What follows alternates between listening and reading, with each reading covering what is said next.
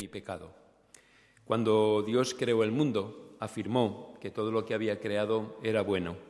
Pero cuando vemos escenas de este tipo, que están tan solo a unos centenares o un par de miles de kilómetros de donde vivimos, nos damos cuenta de que este mundo no es bueno. Cosas como esta y cosas más cercanas que vivimos día tras día fueron las que hicieron necesarias que Dios interviniera en este mundo. Es lo que hizo necesario que Jesús, Dios hecho ser humano, viniera a vivir en medio de nosotros y tuviera que encarnarse y tuviera que compartir y vivir la realidad humana. Yo quiero hablaros de cómo Jesús decidió entrar en el mundo. Para mí es espectacular y fenomenal la manera en que Dios decide entrar en el mundo. Cuando vamos al Evangelio de Juan, al primer capítulo del Evangelio de Juan, cuando Juan habla acerca de la venida de Jesús al mundo, dice, vimos su gloria, la gloria de Jesús, gloria como la del Hijo único del Padre, lleno de gracia y de verdad. Unos versículos más adelante, Juan dice, la ley vino dada por Moisés, pero la gracia y la verdad nos han venido por medio de Jesucristo. Dejadme que os comparta lo que esto significa para mí.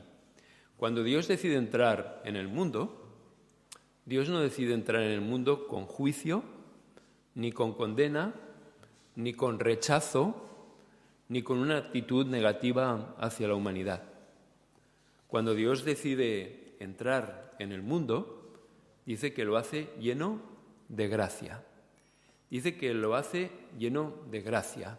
La manera en que Dios decide arreglar la situación en la que el mundo vive no es a través del juicio y no es a través de la condena, no es a través del rechazo, no es a través de señalarnos con el dedo, sino como dice la Escritura, Jesús vino lleno de gracia. Jesús no rechaza a la humanidad. Jesús viene lleno de gracia para la humanidad. Y yo creo que el concepto de gracia es el concepto que hace que el cristianismo sea total y completamente diferente al resto de las religiones.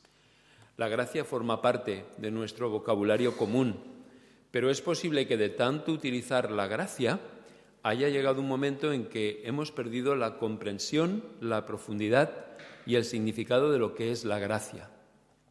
Dicen que la gracia es tratar a una persona con amor y con aceptación, tratar a una persona con amor y aceptación sin ninguna referencia a sus méritos o a su carencia de los mismos.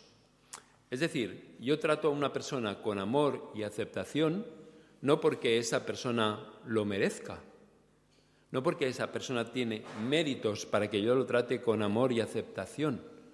Yo lo trato con amor y aceptación a pesar de que probablemente no tenga ningún tipo de mérito que le haga digno de ser tratado con amor y con aceptación. Eso es la gracia, tratar a alguien con amor y aceptación, vuelvo a insistir, sin ningún tipo de referencia a sus méritos o a su falta de mérito. Es amar a las personas no debido a lo que son, no debido a lo que hacen, sino a pesar de lo que son y a pesar de lo que hacen. Y así es como Dios decide entrar en la historia. No sé cuántos de vosotros habéis tenido la oportunidad de leer la novela de Víctor Hugo, Los Miserables. Sobre la novela de Víctor Hugo se han hecho cualquier cantidad de versiones cinematográficas, también de musicales y de obras de teatro. Pero realmente la novela de Víctor Hugo, Los Miserables, es un canto a la gracia. Es un canto a la gracia que tiene la capacidad de redimir y de cambiar a las personas. Es un canto a tratar a las personas de una manera diferente a lo que, desde nuestro punto de vista legalista, esas personas merecerían o esas personas serían dignas. La novela de Los Miserables es una lucha constante entre el legalismo de juzgar, de condenar y de acusar a las personas y la gracia que cambia, que transforma y que redime. Y hoy me gustaría invitaros a que pudiéramos ver otro corto vídeo. Este vídeo es el comienzo de la novela de Los Miserables. Pues es, ¿cómo se dice?, es puesto en libertad y la persona tiene que afrontar la vida en libertad. Y esta es la primera escena en que se narra el encuentro del expresidiario con un obispo católico en una ciudad de Francia. Solamente son 3 minutos, pero me gustaría que lo pudierais ver porque es una imagen viva de lo que realmente es la gracia de Dios. A ver si tenemos suerte y podemos tener sonido también. Una manera de explicar lo que es la gracia, ¿verdad? Cómo el obispo trató a la persona que le había robado y cómo la gracia es tratar a alguien sin ningún tipo de relación con sus méritos o su falta de méritos. La Biblia nos habla mucho acerca de la gracia. Jesús enseñó acerca de la gracia. Todos recordáis la parábola del hijo pródigo y recordáis cómo cuando el hijo pródigo regresó a la casa no recibió aquello que se merecía, no recibió aquello de lo que era digno, sino que lo que recibió fue amor, aceptación incondicional y acogida. Jesús también enseñó acerca de la gracia cuando nos habló de la parábola del buen samaritano, el buen samaritano que no trató a aquel judío como aquel judío merecía, simplemente dejarlo a su suerte y simplemente darle el mismo rechazo que él recibía por su condición de samaritano. Cuando Jesús entra en el mundo, Jesús entra lleno de gracia y Jesús nos enseña acerca de la gracia y Jesús nos da la oportunidad a nosotros de experimentar la gracia. Dejadme que os comparta el último punto de mi sermón. Me gustaría compartir con vosotros las características de la gracia. Mi punto es que este mundo lo que necesita es más gracia, más y mayor gracia. Y dejadme que os comparta algunas de las características de la gracia. En primer lugar, la gracia es total, completa y absolutamente injusta. La gracia es injusta, porque la gracia significa no darle a la gente lo que la gente merece. Al contrario, darle a la gente lo que la gente no merece. Dejadme simplemente que os lea un versículo de la Biblia. Es Pablo hablando a los corintios y les dice lo siguiente. Habla acerca de Jesús. Al que no tuvo experiencia de pecado, Jesús, Dios lo trató por nosotros como al propio pecado, para que por medio de él experimentemos nosotros la fuerza salvadora de Dios. Fijaos qué injusta es la gracia. Jesús, que es total, completa y absolutamente justo, es tratado de forma injusta para que tú y yo, que somos injustos, podamos ser tratados de una manera que no merecemos y que no somos dignos. Si lo miráis desde fuera, la gracia es tremendamente y absolutamente injusta, porque a nosotros se nos da lo que no merecemos y Jesús recibe lo que yo merezco y lo que Él no merece. ¿Me estáis siguiendo a pesar de todo el juego de palabras? La gracia es tremenda y absolutamente injusta. Pero otra característica de la gracia es que la gracia no solamente es injusta, la gracia es costosa. Todos los que estamos aquí hemos oído una y otra vez la cantinela de que la gracia es gratuita, de que recibimos la gracia de forma gratuita. Es verdad y no es verdad. Es simplemente una parte de la verdad. La gracia es gratuita para ti y para mí que la recibimos. Nosotros recibimos amor y aceptación incondicional de parte de Dios de una manera total y completamente gratuita. Pero para que tú y yo la recibamos de manera gratuita, alguien ha tenido que pagar por esa gracia. Y en este caso, el que tuvo que pagar fue Jesús, que murió por ti y por mí para que nosotros pudiéramos recibir esa gracia gratuita. Dice la Biblia que de tal manera nos amó Dios que dio a su Hijo único para que todo aquel que en Él cree no se pierda, mas tenga vida eterna. Es cierto que tú y yo no hemos pagado nada por la gracia, pero no es menos cierto que Jesús tuvo que pagar para que tú y yo pudiéramos experimentar la gracia. La gracia siempre es costosa para aquel que la otorga. La gracia siempre es gratuita para aquel que la recibe, pero son dos caras de una misma moneda. Hay un precio que pagar, aunque tú no lo pagues, aunque yo no lo pague, aunque nosotros no lo hayamos pagado. La tercera característica de la gracia es que la gracia es escandalosa. La gracia es escandalosa. Dejadme que os lea 2 versículos del Evangelio de Lucas. Todos los recaudadores de impuestos y gente de mala reputación solían reunirse para escuchar a Jesús. Al verlo, los fariseos y los maestros de la ley murmuraban: «Este anda con gente de mala reputación y hasta come con ellos». La gracia es escandalosa, y para alguien que desde fuera observa la gracia le parece no solamente injusta, sino además de injusta, escandalosa. Porque nuestro sentido de la justicia, cuando se la aplicamos a otro, exige que determinados comportamientos sean castigados de determinadas maneras. Y cuando alguien es tratado no conforme nosotros creemos que debe de ser tratado, sino que es tratado con gracia, a veces nos sublevamos y lo consideramos total y completamente escandaloso. La gracia siempre es escandalosa para un observador ajeno. Cuanto más legalista es el observador, más escandalosa le representa la gracia. Más no puede entender y no puede comprender el que se exprese y se trate con gracia aquellos o aquel que desde su perspectiva no lo merece.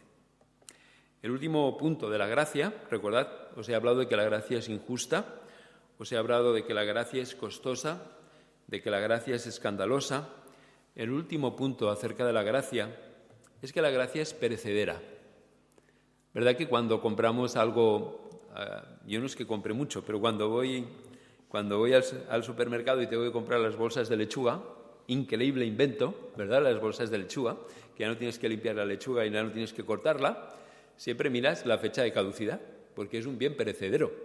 Y sabéis el truco, ¿no? Las que están más atrás en el expositor, en el display, acostumbran a ser las más frescas. Ponen las que caducan antes en la parte más de fuera, así que, consejo, siempre ves a las últimas, porque esas son las más tardías y, por lo tanto, las que tienen más duración. Pero lo que es interesante acerca de la gracia es que la gracia es perecedera y la gracia se puede echar a perder. Dejadme que os lea simplemente un versículo de 2 de Corintios, capítulo 6, versículo 1. Es el que va a continuación del que os he leído anteriormente. Aquel que no conoció pecado, por nosotros fue hecho pecado para que nosotros pudiéramos experimentar la justicia de Dios gracias a él. Pablo, a continuación, dice lo siguiente: puesto que somos colaboradores de Dios, os exhortamos a que no echéis a perder su gracia. Muchos de los que estamos aquí hemos recibido la gracia de Dios y la hemos experimentado el día en que decidimos tener un encuentro personal con Jesús y decidimos rendir nuestra vida a Jesús y empezar una relación con Él. Pero lo que nos dice el apóstol es que esa gracia en tu vida se puede echar a perder. Y mi comprensión del tema es el siguiente: si tú la gracia que has recibido no la usas, se echa a perder. Es decir, la gracia se renueva cuando tú la usas. Cuando tú usas la gracia, esa misma gracia se autorrenueva. Pero cuando tú la gracia que has recibido no la extiendes, no la expandes y no la haces accesible a otros, ¿sabéis qué pasa? Esa gracia se echa a perder. El Señor Jesús dice lo siguiente: vosotros habéis recibido de gracia debéis de dar. Es interesante. De la misma manera que yo he recibido la gracia, yo debo de dar esa gracia a otros. Y cuando esté tentado, cuando tenga la propensión a no darle gracia a otros, debo de pensar en la gracia que a mí se me ha otorgado y que yo estoy viviendo y que yo estoy experimentando. ¿Me sé explicar con suficiente claridad? Ya habéis visto que he reducido considerablemente el número de veces en que digo me sé explicar con suficiente claridad. Pero el punto es este: si tú no usas la gracia en tu vida, esa gracia se echará a perder. Y mi razonamiento es el siguiente: yo recibo la gracia. Si no la uso, esa gracia se echa a perder en mi vida. Y cuando se echa a perder en mi vida, ¿sabéis qué pasa? Que un corazón que debería estar lleno de gracia se llena de amargura, se llena de resentimiento, se llena de falta de perdón, se llena de ansiedad, se llena de otras cosas que me destruyen a mí mismo. Es decir, que no es que la gracia simplemente se eche a perder porque no la uso, pero es que mi corazón se empieza a llenar de cosas que me destruyen y de cosas que acaban conmigo mismo. Por eso la importancia de utilizar la gracia. El escritor de Hebreos dice: no permitáis que ninguna raíz de amargura crezca en vosotros. Pero cuando la gracia no es lo que yo utilizo en mi vida y no es lo que doy a otros, mi vida se llena de otras cosas que me dañan a mí mismo: indiferencia, inmisericordia, resentimiento, falta de perdón, falta de interés por el que sufre y por el necesitado, porque la gracia, si no se usa, se echa a perder. Si no se usa, se echa a perder. Así que hemos llegado al final de nuestro sermón. Dejadme que haga un resumen de lo que hemos visto hasta aquí. Yo he empezado diciéndoos qué es lo que hace diferente al cristianismo del resto de las religiones. Sin duda, la gracia. Hemos estado hablando de que este mundo no es el mundo que Dios pensó y que Dios tenía en mente y que Dios diseñó. Este es el mundo que el pecado ha generado y, consecuentemente, Dios se ha visto en la necesidad de intervenir. Pero cuando Dios interviene en la historia, Dios no interviene con juicio, ni con condena, ni con rechazo. Dios interviene lleno de gracia. Hemos hablado qué es la gracia. Hemos hablado que es tratar a una persona con amor, aceptación y acogida al margen de sus méritos o carencia de los mismos. Hemos visto una escena de una película donde se ilustra a alguien que es tratado con gracia, y si leéis la novela o veis la película veréis cómo es redimido, cambiado y transformado. Y os he explicado 4 características que tiene la gracia. La gracia es injusta, la gracia es escandalosa, la gracia es perecedera y la gracia es... ¿Me he olvidado de algo? ¿Es? Que no oigo, perdón. Es injusta, costosa, escandalosa y perecedera. Ahora se me había ido el santo al cielo. De gracia recibisteis, de gracia dad. ¿Cuál es la aplicación de todo esto? Bueno, yo os invitaría a que seamos, en la medida de lo que podemos, una comunidad y individuos que estemos llenos de gracia. Lo que este mundo necesita no es más juicio ni más condena, sino lo que este mundo necesita es más gracia. Y si tú has experimentado la gracia de Dios, da la gracia a otros. Da la gracia empezando por tu propia familia, siguiendo por la familia de la fe y en todos los entornos. Cuando tengas la tendencia a juzgar, a condenar, piensa la gracia que has recibido y otorga gracia a otros. Cuando tengas la tendencia a escandalizarte por el comportamiento de algunos, piensa que tú has recibido esa misma gracia y por lo tanto trata con la misma benignidad, con el mismo amor y aceptación a aquellos que tú consideras que no es justo que sean tratados de esta manera. Yo creo que nuestro llamado como individuos y como comunidad es a ser individuos graciosos, en el buen sentido de la palabra, y a ser comunidades graciosas, dispensadores de gracia.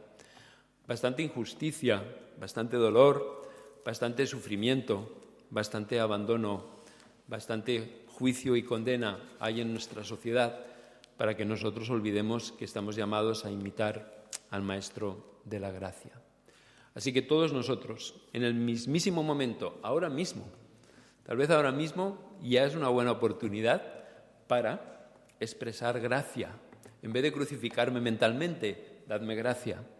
De la misma manera que yo haré un esfuerzo por, en vez de crucificaros mentalmente, daros gracia. Seamos una comunidad que de gracia hemos recibido y de gracia nos demos. Cuando salgamos de aquí tendremos la oportunidad de interactuar entre nosotros, pero vamos a ir a lugares donde vamos a interactuar. Llevemos gracia, llevemos realmente esa gracia que transforma y que redime de parte del Señor Jesús. Si os parece, vamos a participar ahora del pan.